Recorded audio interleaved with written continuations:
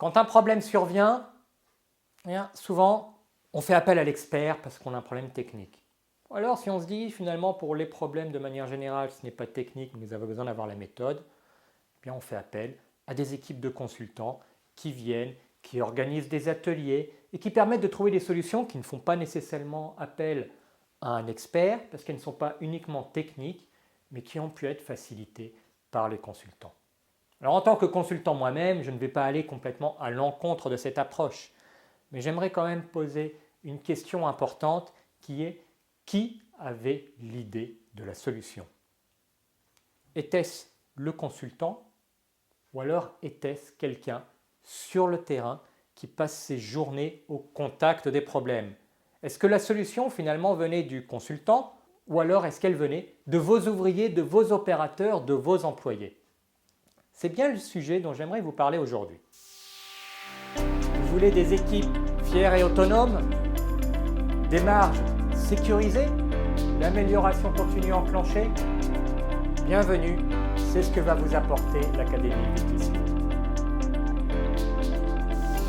Alors évidemment, tout le monde dit « oui, j'écoute les gens sur le terrain ». Mais en pratique, ce n'est pas ce que j'ai pu observer en plus de 15 ans de consultance.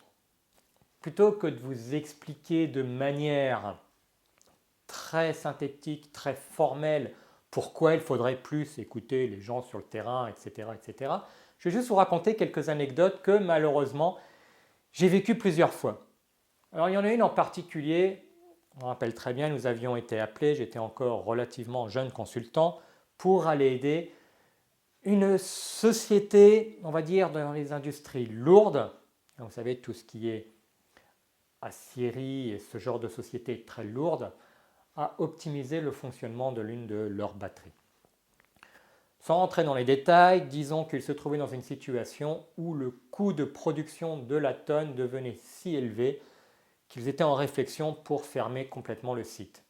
Donc ils ont eu besoin d'une aide extérieure pour essayer d'analyser où est-ce qu'on pourrait aller trouver des optimisations pour aller améliorer la performance, ainsi réduire le coût à la tonne et pouvoir continuer à pérenniser le site. Nous sommes arrivés, comme d'habitude, nous avons fait notre analyse, nous avons discuté avec les gens, nous avons fait des observations, nous avons étudié les données et nous avons fait un certain nombre de recommandations qu'il fallait ensuite aller mettre en œuvre.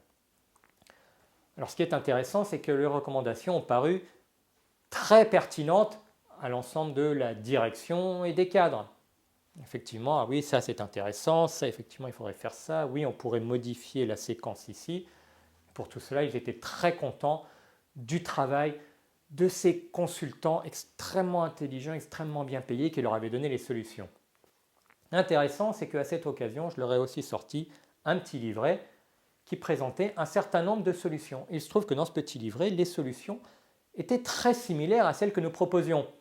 La différence, s'il y en avait une, c'était que nous avions un travail principalement qualitatif sur qu'est-ce qu'il faudrait faire, alors que nous, en tant que consultants, nous avions aussi cet aspect qualitatif, mais nous étions capables de quantifier et donc de mettre en place un plan pour aller mettre en œuvre ces différentes solutions, en disant ce qu'elles devraient apporter à quel horizon, ce qui nous permet d'aller plus loin. Mais la première étape pour pouvoir faire cette quantification, c'est déjà de savoir quoi faire.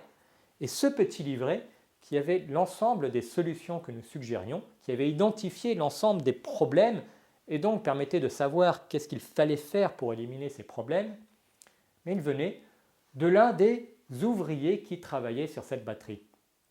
Il est venu nous voir alors que nous étions dans notre bureau en nous disant qu'il avait quelques idées. Oui, bien entendu, nous sommes toujours prêts à écouter les idées. Et plutôt que de nous les dire toutes, il nous a proposé de nous écrire un petit mémoire rapidement. C'est ce qu'il a fait le soir après sa journée de travail, chez lui. Il l'a imprimé et il nous l'a amené. Ce qui est très intéressant, c'est que l'ensemble des recommandations que nous avions étaient déjà, d'une certaine manière, inclus dans son mémoire. Alors évidemment, ce n'était loin d'être parfait, c'était bourré de fautes, c'était absolument pas quantifié. Et alors, ce que nous voyons, c'est que cette personne avait déjà les solutions, savait déjà ce qu'il fallait faire, mais n'était pas entendue. Alors elle aurait peut-être été écoutée, mais elle n'était pas entendue. parce qu'on met toujours une distance entre l'encadrement, entre la direction et les personnes sur le terrain. Mais sachez que ceux qui sont sur le terrain, ce sont eux qui voient les problèmes tout le temps, toute la journée, qui les subissent. Donc forcément, ils finissent par savoir réellement qu'est-ce qui cause le problème. Ce qu'ils ne savent pas, généralement, c'est quelle est la quantité de problèmes que ça cause. Et c'est là toute l'importance de l'encadrement et de la direction, c'est de pouvoir sélectionner dans ces différents problèmes, dans ces différentes solutions, ceux qui vont avoir le plus d'impact. Finalement, c'est le rôle de l'encadrement, c'est vraiment d'aller prioriser. Mais l'identification des problèmes, elle vient de la base, elle vient des gens qui sont au contact de là. Donc pensons à utiliser leur cerveau, leur intelligence. Ils voient les problèmes, ils les comprennent généralement mieux que nous parce qu'ils les voient tous les jours. Et bien souvent, ils ont déjà les solutions, ils ont déjà des idées de comment nous pourrions les résoudre. Cette anecdote, je la donne parce que cet ouvrier n'était pas pris au sérieux et donc quand il disait qu'il avait des idées de solutions, il n'était pas écouté. Mais il a suffi qu'il nous passe son livret et que nous reformulions différemment ces mêmes idées, que nous les optimisions en quantifiant différentes idées, ce qu'elles pourraient apporter, pour qu'elles soient finalement écoutées par la direction. Ce qui est dommage, c'est que ces idées-là, ces gens-là, sur le terrain, ils les avaient déjà depuis longtemps. Donc c'est peut-être 5 ans, c'est peut-être 10 ans qui a été perdu parce qu'on n'a pas écouté la base, parce qu'on n'a pas mis en place un système qui permet d'identifier vraiment les problèmes là où ils arrivent et de commencer à les résoudre là où ils arrivent. Effectivement, c'est ce que nous faisons avec notre approche cure, c'est de faire en sorte que la plupart des problèmes soient identifiés et déjà solutionnés par les gens qui les voient, qui les repèrent et qui savent comment les solutionner, pour permettre à l'encadrement après vraiment de se focaliser sur 20% des problèmes qui sont plus complexes, qui demandent plus de transversalité pour être résolus, ou un peu plus de temps, ou une planification un peu plus évoluée. Mais ce qui est important ici, c'est de bien comprendre que c'est régulièrement ce qui se passe. On a des gens sur le terrain qui voient les problèmes, qui ont des idées de solutions, et on n'utilise pas cette intelligence, on l'ignore complètement.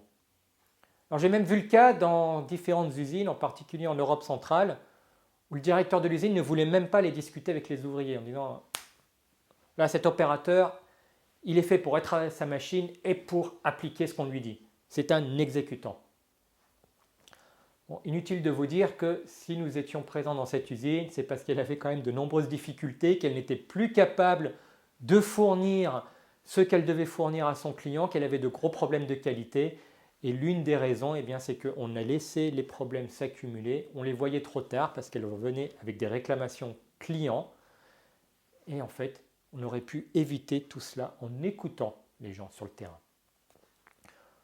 Donc tout cela pour vous dire que si vous voulez vraiment faire en sorte de pouvoir vous libérer du temps, d'avoir plus de sérénité, mais il faut commencer à avoir confiance en la capacité de résolution des problèmes des gens qui sont au contact des problèmes, de nos employés, de nos opérateurs, de nos ouvriers qui sont là, qui sont sur le terrain, qui les voient et qui ont l'intelligence et l'expérience pour orienter les solutions dans la bonne direction.